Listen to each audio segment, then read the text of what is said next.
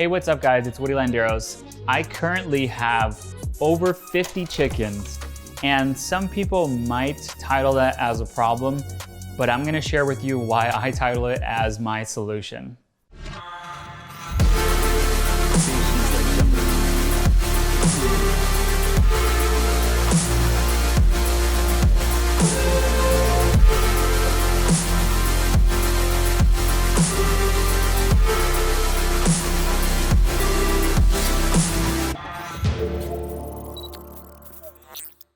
I think that having the amount of chickens that we have right now makes sense in my head.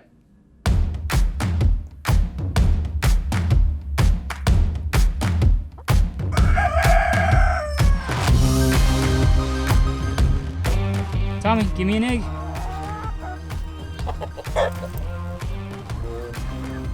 Good boy.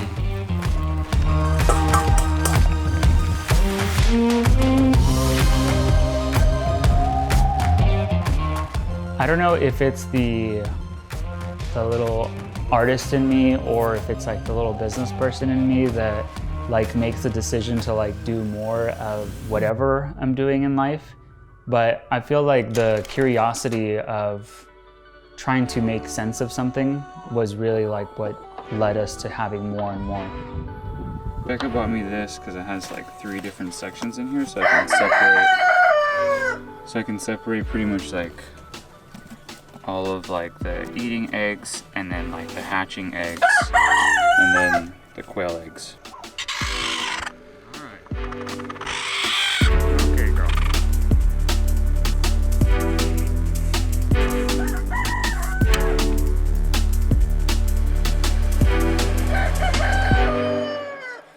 So the black copper Moran didn't lay the egg, but we still got the Easter egger and we still got the 3 Buff Orpington, and then now we're gonna go and we're gonna grab all these Silver Lace Wyandotte eggs.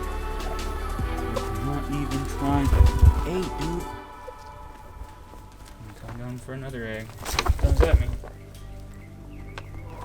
So that's kind of like what one day would look like with all of our chickens, and there's still a lot of chickens that are growing and starting to lay eggs every single month. I think when we first got chickens, we had these 4, and like it really did feel like we were kind of going rogue. Like it was a different thing than anybody else was doing, and you kind of get a little bit of a maybe like a stress or an anxiety or a little bit of a tension with it, where it's like, okay, I'm gonna feed them like this much of food, and I only have this much of money, and like I also need to eat too, and like we have to run the business. And then when you start adding up more and more, then like the anxiety only like grows. So I think trying to make some money off of this really like eases that anxiety in my brain, and having a little bit more structure where like things have purpose. So right now we have our Buff Orpingtons, which are the yellow chickens. And then we have our Silver Lace Wyandottes, which are our black and white sort of patterned chickens. And those 2 are like our main producers. I would call those 2 like large pens. But those are not like the exact breeds that we want right now. Those are just the ones that are laying right at this very moment that could make us money for now. And that's enough to pay for all the goat food, all of the chick food, all the chicken food, quail food, turkey food, all of it. So it's working out really well. But where I want to get it to is like a thriving point where I can have money for all of the wood and then building more things and actually like having really rare breeds in our farm. Right now, it's pretty much just like do with what you have, because all of the chicks that are rare that cost a lot more are just so small. So they can't like lay eggs and we can't like make money out of them. So it's just a waiting game right now.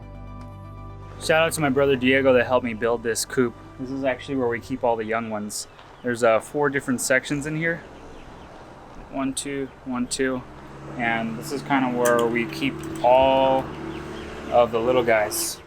The Buff Orpingtons and the Silver Lace Wyandottes, those chicks, we can make about $5 per chick. Now everybody loves to buy the Buff Orpingtons because they have like a really classic look to them.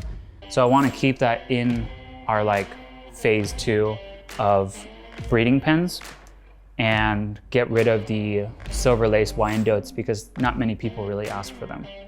The other two breeds that I want to bring in will be the Black Copper Moran, and those ones will cost around like, I would say anywhere from like $15 to $20 each chick, which is just like, what, times 400% of Buff Orpington. So I would say like that's like the next level of like selling chicks. And then the third pen, so I would have 3 pens. The third pen would be the Lavender Americana, which would be like the creme de la creme. Like it's, I feel like one of the most beautiful chickens out there. And those ones cost anywhere between like $20 to $30 each chick. Like we're not talking about a full-grown chicken. We're talking about a little baby, 1-day-old chick. It's $20 to $30. The stress of like paying for things is gone, but now this is where it gets fun. I haven't found out another way to like make money on the farm, but once I did find out that you can make money on chicks, I was just like dove in really quickly because I knew that like I needed to make more off of that so that it could pay to kind of expand the entire operation.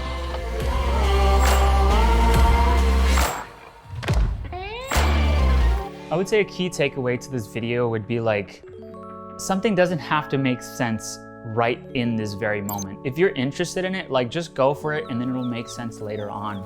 I feel like, especially as an artist and like, I would say like a fusion between an artist and a business person, you always try to find sense of something like visually, like emotionally as an artist. And then as a business person, you always have to find like some sense out of it financially.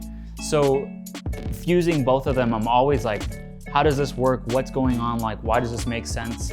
And I think that kind of takes away from like the curiosity and like the adventure of everything, like finding new things and being able to like try it and figuring it out later on.